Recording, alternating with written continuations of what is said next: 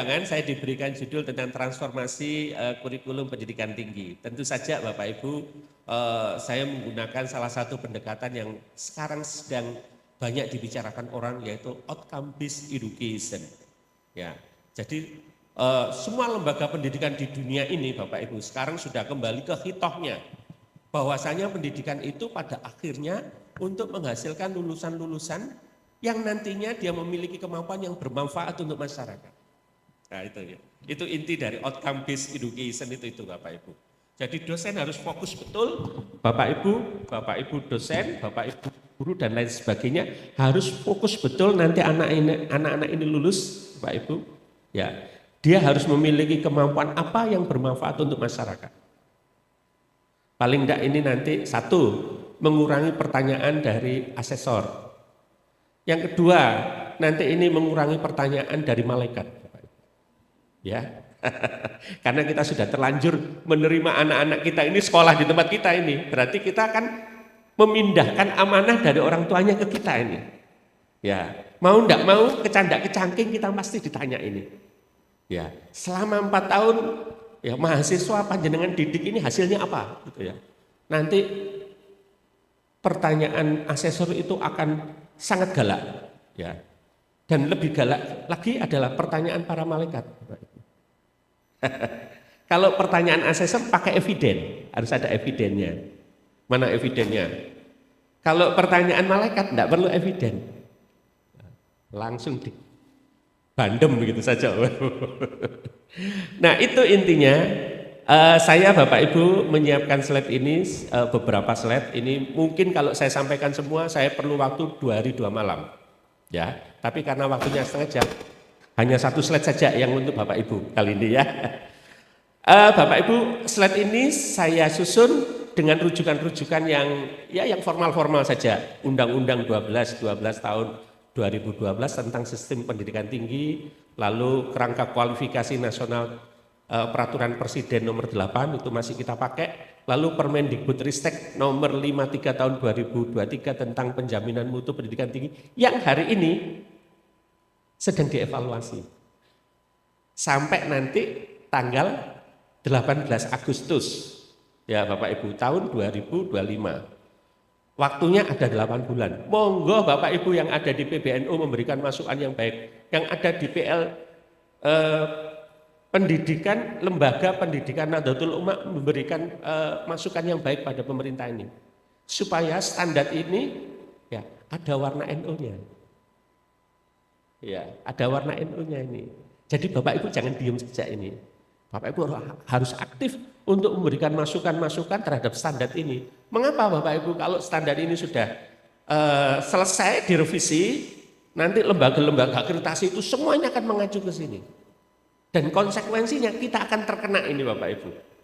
Ya, jadi saya menyarankan Bapak Ibu, para dosen ya, dan lembaga pendidikan di lembaga PTNU ini ya secara aktif untuk memberikan masukan supaya nanti standar kita itu ada warna NU-nya gitu ya Bapak Ibu.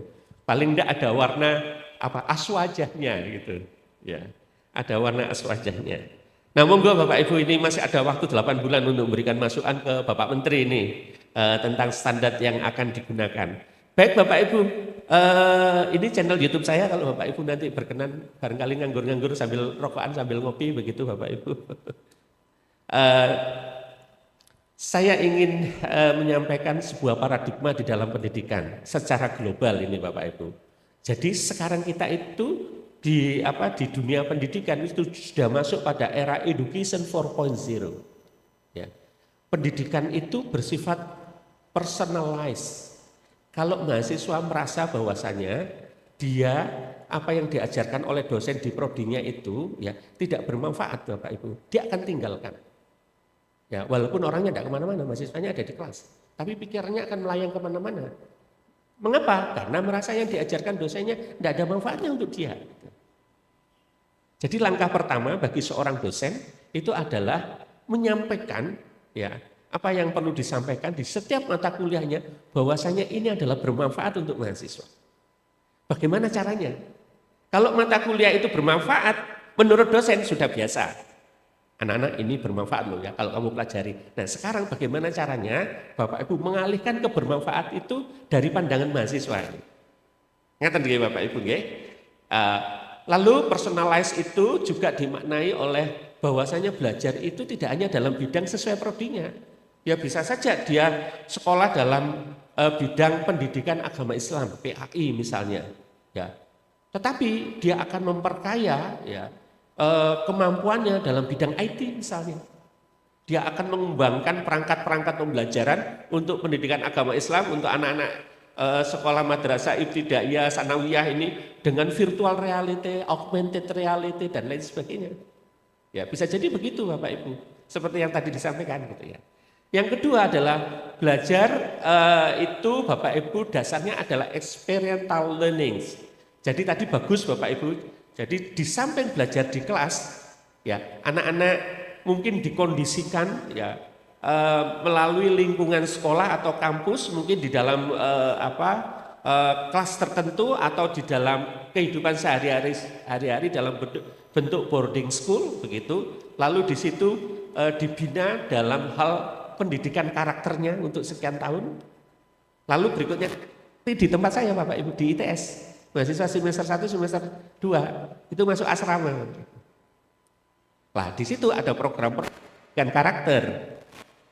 Di semester 3 dilepas Bapak Ibu. Silahkan cari kos di sekitar kampus atau di mana begitu. Ya. Nah, itu Bapak Ibu. Lalu memberikan pengalaman-pengalaman dia di masyarakat begitu sebelum dia lulus dalam bentuk magang, PKL dan lain sebagainya. Pendek kata dia belajar bekerja sebelum bekerja. Ya, dia belajar terjun di masyarakat sebelum memang betul-betul nanti dia terjun di masyarakat. Begitu. Nah itu model-model pendidikan di era Education 4.0 ini Bapak Ibu. Lalu belajar itu adalah meningkatkan capability dan value base. Ini yang saya katakan tadi Bapak Ibu. Ya, dia tidak akan betul-betul belajar kalau yang dipelajari itu tidak ada manfaatnya, tidak ada value-nya. Ya. Jadi kita harus betul-betul menyampaikan pada mahasiswa dan bahkan memberikan contoh-contoh bukti-bukti bahwasanya ilmu yang dipelajari ini ada manfaatnya di masyarakat. Ya, kalau ada manfaatnya, ya membuat masyarakat berdaya, membuat masyarakat sejahtera, pasti akan kembali ke dirinya kan, Ibu ya. Seperti doa yang setiap hari dipanjatkan oleh kita semua. Kalau kita semua kan kalau berdoa Allahumma inni as'aluka ilman nafi'ah wa rizqan wasi'a wa shifaa'a min kulli da'in wa saqamin bi rahmatika ya arhamar rahimin. Ya Allah, saya berikan ilmu yang bermanfaat, bukan ilmu yang banyak Bapak Ibu, tapi ilmu yang bermanfaat.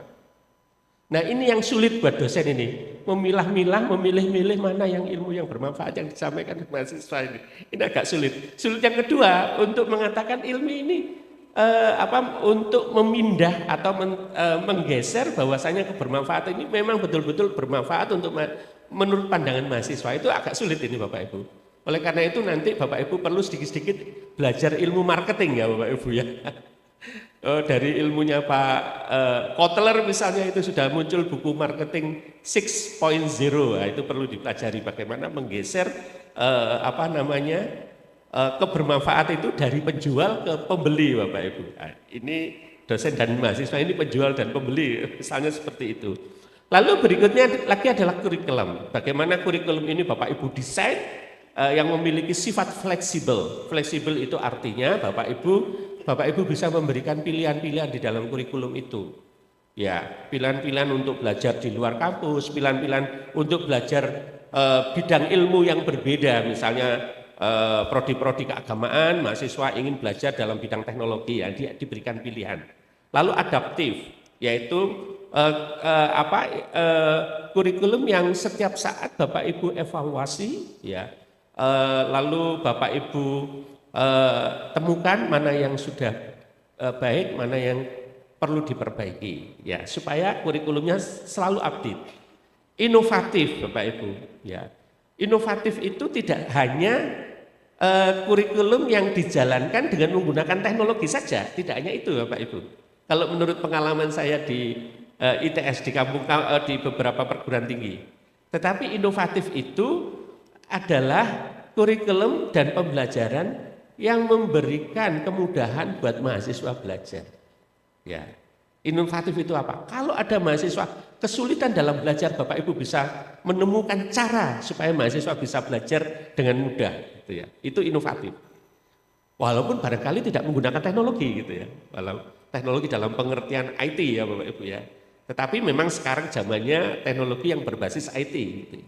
Lalu kurikulum yang kolaborasi, kurikulum yang Bapak Ibu kembangkan bersama masyarakat. Jadi kalau lulusan pendidikan, lulusan prodi pendidikan, misalnya Bapak Ibu bersama-sama dengan sekolah, ya, dengan lembaga-lembaga pendidikan. Kalau Bapak Ibu dari prodi kesehatan, ya bersama-sama rumah sakit untuk mengkonfirmasi kalau lulusan saya itu profilnya seperti ini, kompetensi seperti ini, apakah 5-10 tahun ke depan masih dipakai atau tidak, gitu ya. Karena tadi ada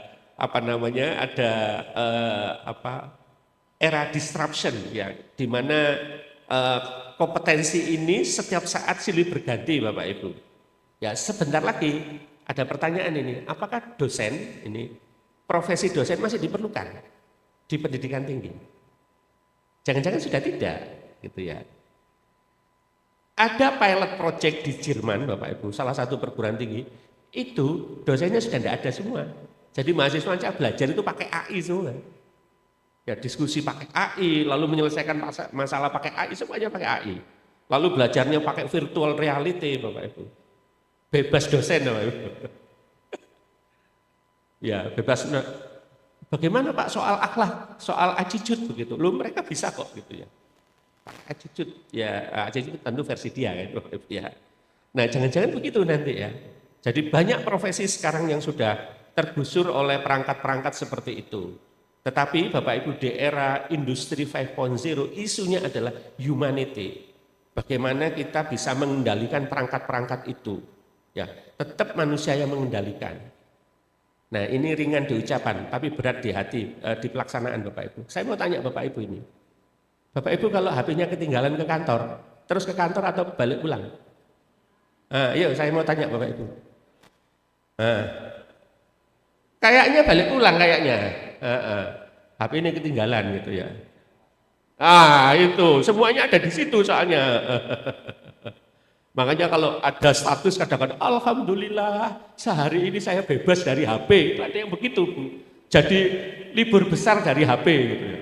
Biar enggak gini terus saja Bapak Ibu. Kayaknya setiap hari dijajah sama HP ini.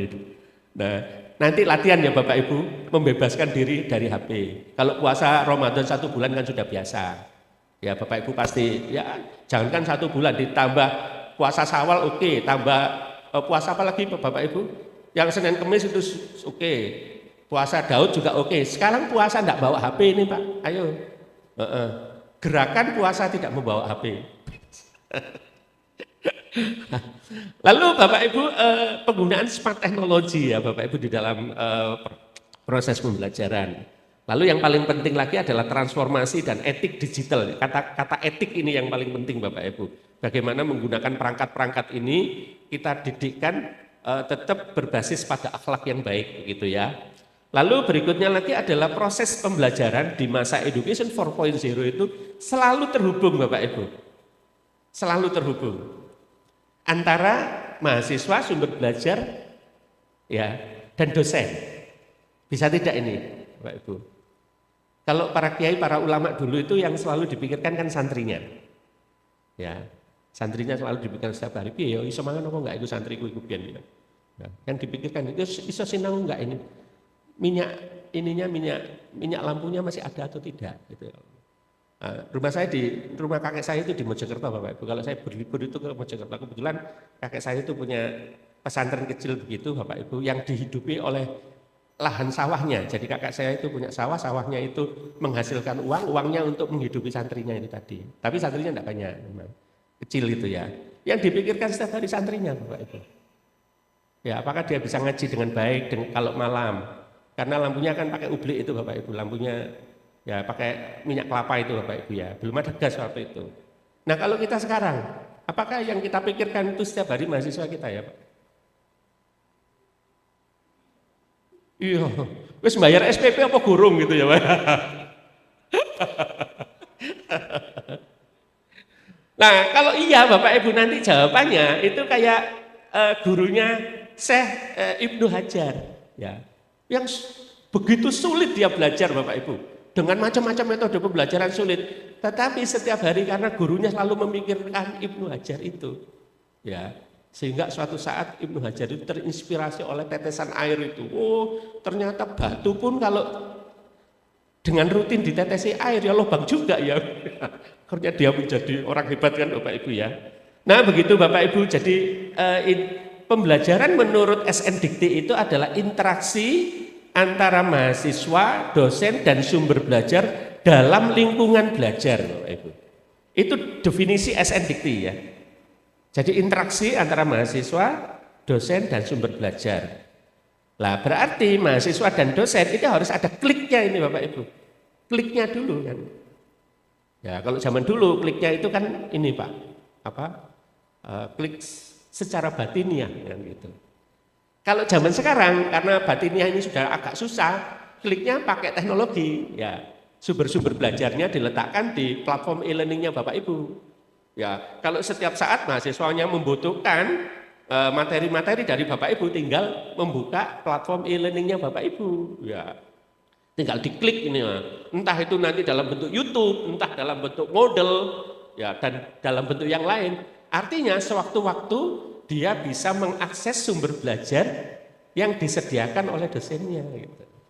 Kalau zaman sekarang, ya seperti itu Bapak Ibu. Nah itu lalu jangan lupa Bapak Ibu di era Education 4.0 ini permasalahan kita itu bukan mencari informasi. Kalau dulu mencari informasi Bapak Ibu, belajar itu mencari syekhnya kemana-mana, ya kan? Ya dari kota ke kota begitu. Betapa sulitnya cari buku Bapak Ibu. Kalau sekarang persoalan belajar itu sumber informasinya banyak, bagaimana memilih dan memilah itu yang kredibel lah, itu yang sekarang itu ya. Yang kita kenal dengan big data ini. Nah untungnya sekarang ada AI, sehingga dengan AI itu kita bisa dibantu untuk mencari data yang begitu besar ya, informasi yang begitu besar dengan mudah. Ya tentu saja nanti mahasiswa kita dampingi ini Bapak Ibu. Ya bisa saja dia menggunakan AI untuk keperluan-keperluan belajar, tetapi dia tidak tahu maksudnya ini. Ya, jadi betapa banyak mahasiswa menggunakan AI untuk mengerjakan tugas, diserahkan ke dosen, ya dosennya melihat kok bagus banget, begitu disuruh presentasi, tidak bunyi Bapak Ibu. Ya tidak bunyi sama sekali, karena tidak ikut buat, dia hanya pakai prompt saja, nyari di AI. Saya mahasiswa semester 10, hari ini saya sedang ditugaskan oleh dosen saya untuk menyusun proposal penelitian. Tolong carikan ya bagaimana struktur proposal penelitian itu yang paling bagus, sertai referensinya. Lalu keluar di AI-nya blek itu. Begitu keluar, wah ini bagus, ini dikumpulkan ke dosennya. Dosennya lihat, wah ini bagus ini. Nah, tapi begitu ditanya mahasiswanya, nah ini bagus banget ini nak, coba kamu presentasikan ini. Ternyata enggak tahu sama sekali Bapak Ibu. Nah disinilah peran kita sebagai dosen Bapak Ibu. Ya, membuat dia mengerti apa yang dia kerjakan itu. Ya, membuat dia mengerti yang dia kerjakan. Lalu kita masukkan etik digital. Nah ini kamu dapat AI, kamu dapatkan dari AI toh ya, sehingga kamu tidak bisa mengklaim ini karyamu. Nah gitu. Nah kamu harus ngerti dulu, kamu pilah-pilah mana yang betul-betul pikiranmu dan kamu tulis, mana yang tidak. Gitu. Nah itu Bapak Ibu, era Education 4.0 ini Bapak Ibu, era yang sangat yang sangat menantang, challenge begitu Bapak Ibu. Lalu ini slide yang kemarin dibawakan oleh Pak Menteri, ya, waktu mengatakan begini, ada 3 persoalan yang dihadapi oleh sarjana. Ya, soal pertama, sarjana tidak bisa baca. Percaya enggak kalau lulusan kita itu tidak bisa baca? Maksudnya membaca laporan, ada laporan dibaca gitu, dia tidak ngerti maksudnya apa. Ya, lalu kedua, tidak bisa nulis Bapak Ibu, membaca tidak bisa, ya jelas nulisnya tidak bisa ini. Ya katanya begitu. Saya kaget juga ini. Masa iya sih gitu? Betul ya Bapak Ibu? Bapak pernah ngecek enggak kalau mahasiswa Bapak Ibu lulus tidak bisa baca? Ya.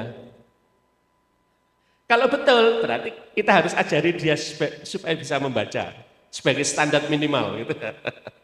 Nah di keterampilan abad 21 itu pertama Bapak Ibu, mahasiswa harus kita bekali untuk way of thinking ya. Yang pertama adalah bagaimana menyelesaikan masalah-masalah yang ada di masyarakat, problem solving. Kita ajak ke masyarakat, lalu dia bagaimana menggali permasalahan yang ada di masyarakat, lalu bagaimana menyelesaikannya.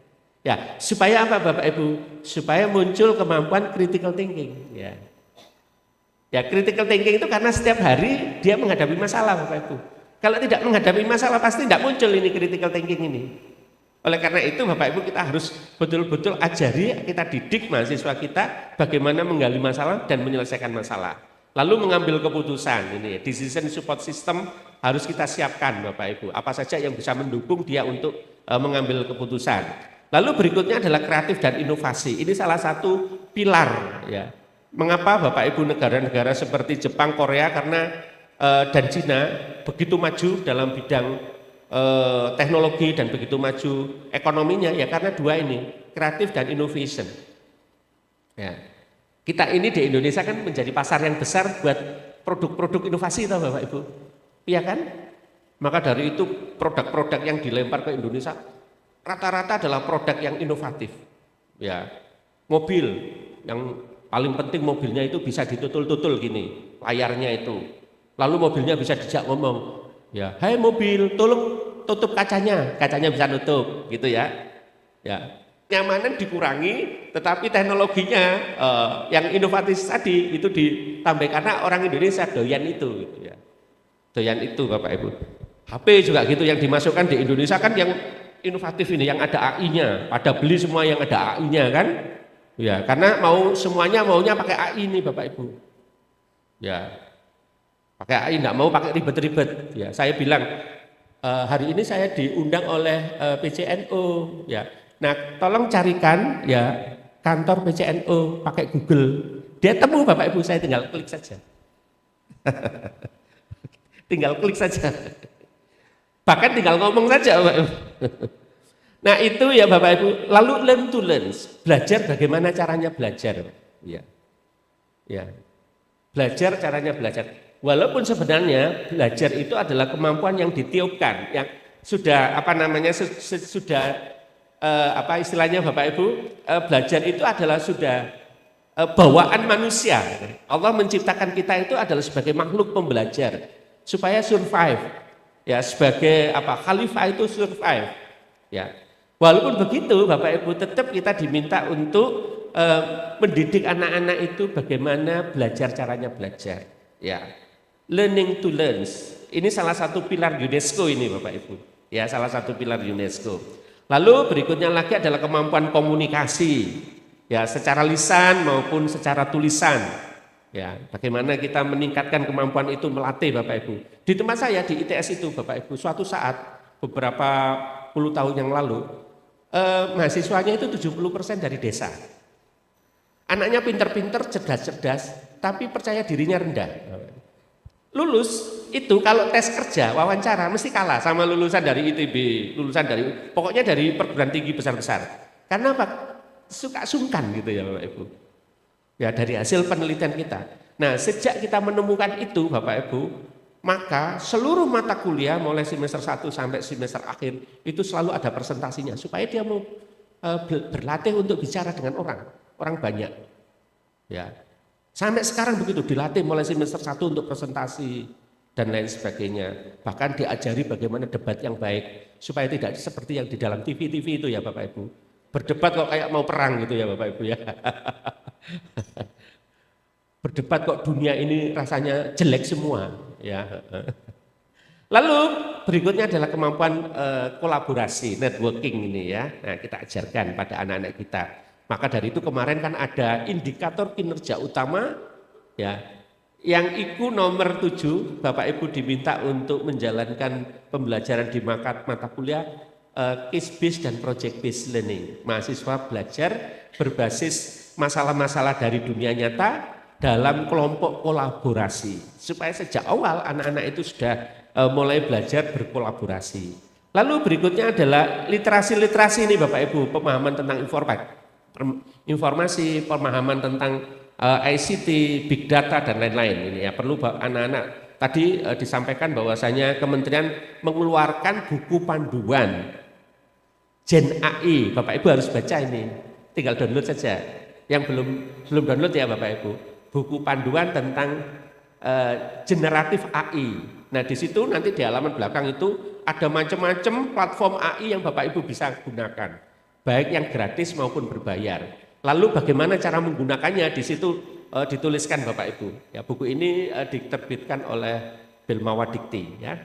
Lalu berikutnya lagi adalah ini Bapak Ibu tentang lokal dan global wisdom. Ini jagonya NU ini. Nahdlatul Ulama ini dalam lembaga pendidikannya jagonya di sini ini. Sudah tidak perlu diajari lagi ini tentang citizen, tentang lokal global wisdom sudah tidak perlu diajari lagi. Ya, ini keunggulannya justru di sini. Ya. Lalu yang berikutnya adalah personal and social responsibility. Saya kira ini juga keunggulan Bapak Ibu ini. Terus diperkuat saja ini di sini ya. Including culture awareness and competence. Ya ini ya itu. Nah inilah Bapak Ibu keterampilan belajar abad 21 yang saya kira perlu kita pahami bersama. Yang jelas Bapak Ibu dalam proses pendidikan itu tidak cukup hanya pengetahuan saja, learning to know tidak cukup, ya tidak cukup walaupun sehebat apapun. Maka diperlukan untuk naik ke atas karena learning to know itu Bapak Ibu tempatnya hanya di short term memory, mudah dilupakan ini learning to know ini. Learning to know ini. Kalau Bapak Ibu hanya mengajarkan sumbernya dari kitab saja, ya sebentar saja lupa ini. Maka dari itu setelah learning to know ditingkatkan ke learning to do. Ya, melakukan apa yang diketahui ini supaya apa yang diketahui dalam bentuk pengetahuan itu masuk atau berpindah dari short term memory masuk ke long term memory.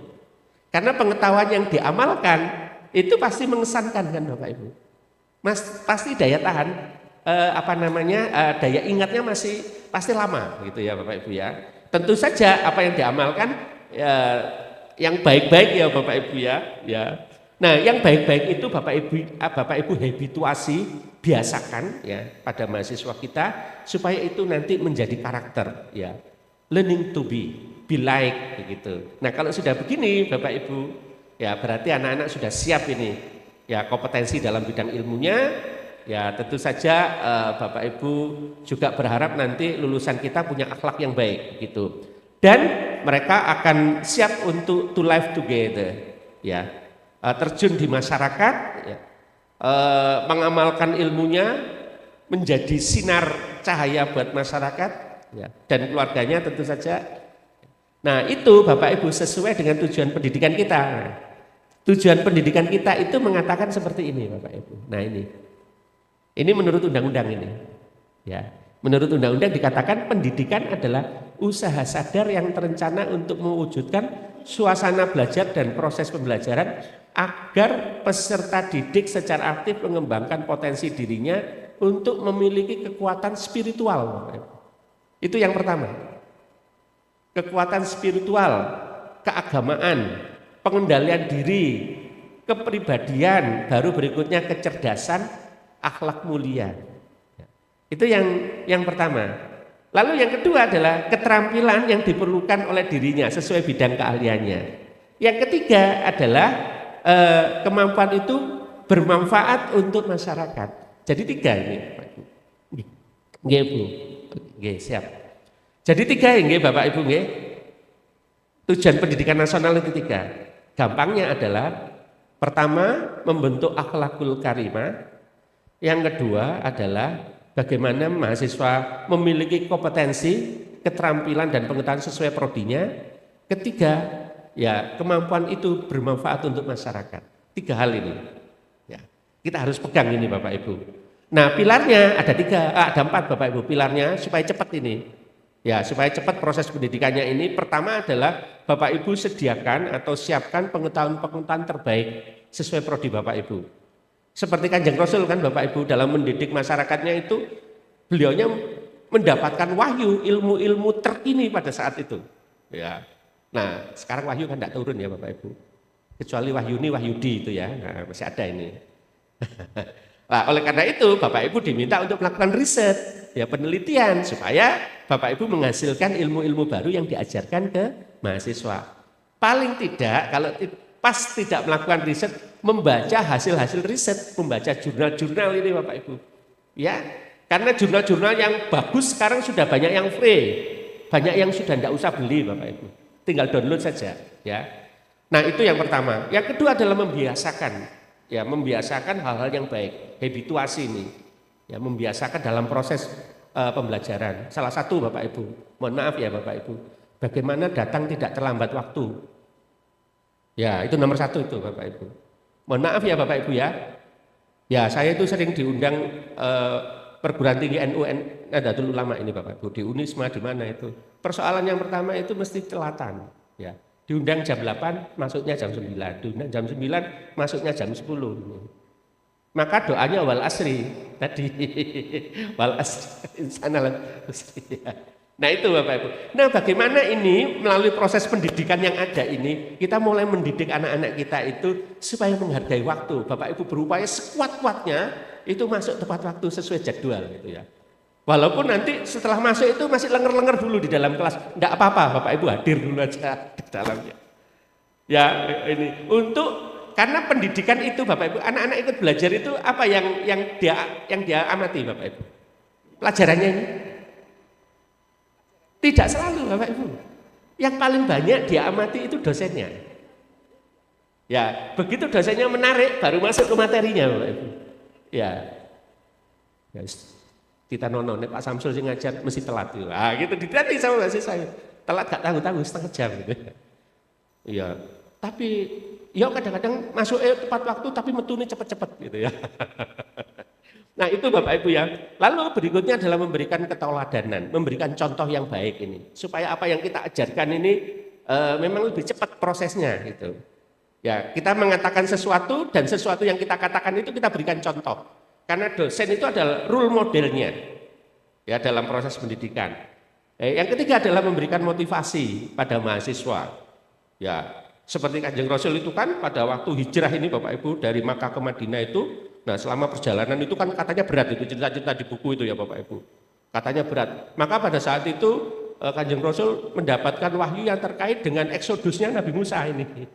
Ya, diberikan cerita turun ayat-ayat yang terkait dengan eksodusnya Nabi Musa supaya termotivasi ini walaupun bebannya berat itu ada contoh. Nah, bagaimana Bapak Ibu juga sharing-sharing seperti itu, gitu ya.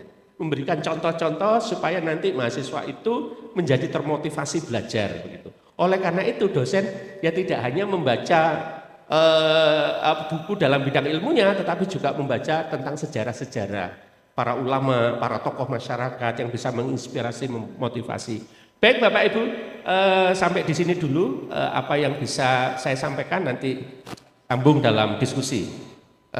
Kembalikan ke Bu Moderator.